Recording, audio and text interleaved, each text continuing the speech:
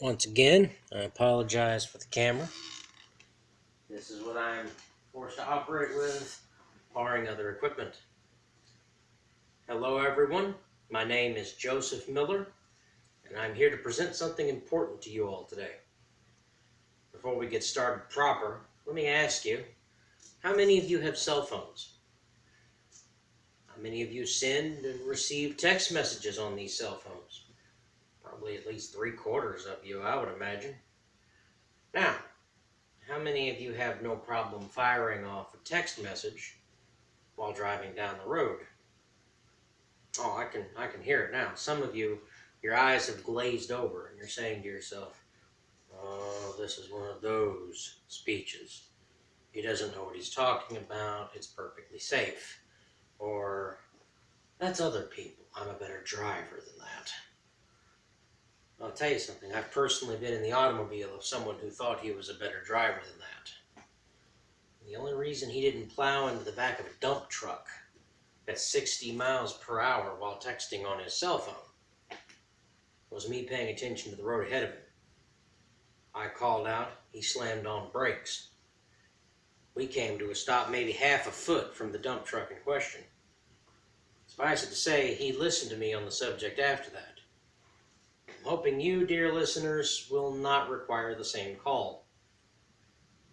Now, of all the things you can do with a cell phone while driving, listening to music on it, speaking on it, doesn't matter what, texting is by far the most dangerous. Let's assume you've got a smartphone, one of those fancy jobs with a touch screen, or perhaps you've got one with a slide-out physical keypad. Either one of these means that you can text faster than someone using an older, traditional 10-key keypad, the kind you would find on cell phones in the past. Now, on average, answering a text message on a cell phone under those conditions takes about 5 seconds. 1 1,000, 2 1,000, 3 1,000, 4 1,000, 5 1,000. Now, if you're doing 55 miles per hour going down the highway, well, congratulations. During the time you were answering that message, you've traveled the distance of a football field. And you've had your eyes on your cell phone the whole time, not the road. You still in the correct lane? Maybe. You still doing the legal speed? Maybe. Are you about to strike the back of someone's car like the fist of an angry god? You don't know. You're busy texting. According to the most recent statistics available in the United States, and these are of 2013, by the way, in the United States, 1 out of every 4 accidents can be tracked back to texting and driving. 1 out of 4, 25%. That's about 4,400 accidents per day that could have been avoided. In 2013, 3,154 people died in automobile accidents due to distractions. That includes cell phones, obviously. It includes other things as well. But if that doesn't get your attention, 424,000. 424,000. It's a big number. Were injured in similar crashes. And given the high cost of medical care in the United States, well, if such a crash doesn't kill you, it could settle for merely bankrupting you instead, especially if the injury is serious enough. Such injuries could also cause a permanent detriment to your quality of life as well. I'm sure you, my audience, well, I'm sure you're not interested in the potential of being confined to a wheelchair the remainder of your life, or for that matter, on a cane. Yeah, all of this is easily avoidable. And avoidance is, in fact, the main solution. Now, already in some places, there's legislation to discourage this behavior. Get caught, get a fine, go to jail. But those of you with teenage children approaching the age of driving, you have a responsibility to help here. Teach your children the importance of not texting while driving. Better yet, practice what you preach. I cannot begin to tell you how often I've seen parents, me in the car with them, they tell their children, don't text and drive. Put your seatbelt on. Watch for other drivers. Less than 10 seconds later, where do I find their eyes?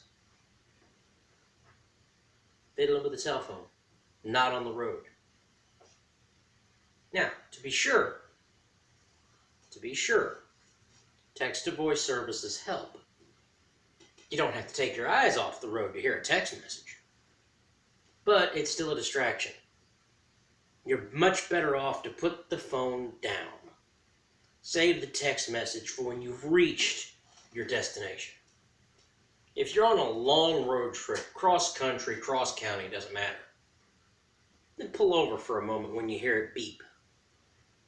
If it's not an emergency, just respond to whoever with, hey, I'm driving. I can't text right now. And leave it at that. If it is an emergency, God forbid, well, now you're pulled over. And you can handle the crisis from a safer location than driving down the road. And with much less distractions. You don't have to worry about a car changing into your lane, knocking you off the road. Friends worth having will respect that choice, and they'll let you get back in touch with them later. Friends who don't and try to push the matter, well, ask yourself why those friends are trying to turn you into one of those statistics. It's hard to, I'll admit, it's hard to see the benefits of this choice in action. After all, your average person gets complacent, used to the presence of people they know and love. A son, a mother or father, a grandchild, a brother, a close friend. But imagine if that person died right now. Clearly their fault. Ran a red light. Slammed into a minivan at full speed. Winds up taking out an entire family through no fault of their own. Suppose you had the opportunity 10 minutes ago to tell that person what I'm telling you now. In a sense, you had an opportunity to keep that person alive and unharmed. To keep the other family alive and unharmed. Too often people don't want to imagine themselves responsible for making a choice like that. But it's true. 4,400 accidents a day could easily be avoided. A word here, a gesture there, a phone picked up when it should have been left down. It doesn't take much, people. Tell your friends, your neighbors, your loved ones. If you know someone else is busy driving, don't text them yourself. Give them time to get to their destination so you can ensure that they actually get to their destination. That gallon of milk that you needed from the grocery store, it's not worth a life. Set good examples for your children, even the ones far too young to drive yet. You never know. Little Johnny or Susie may be sitting in the back seat. May look like they're playing, but they may be thinking, well, Mommy says not to do it, but she's doing it right now, so it must be all right. Negligence is not an excuse. Everyone else does it is not an excuse. This concludes this presentation. Once again, I would like to thank you, my audience, for your attention, your candor, and your consideration.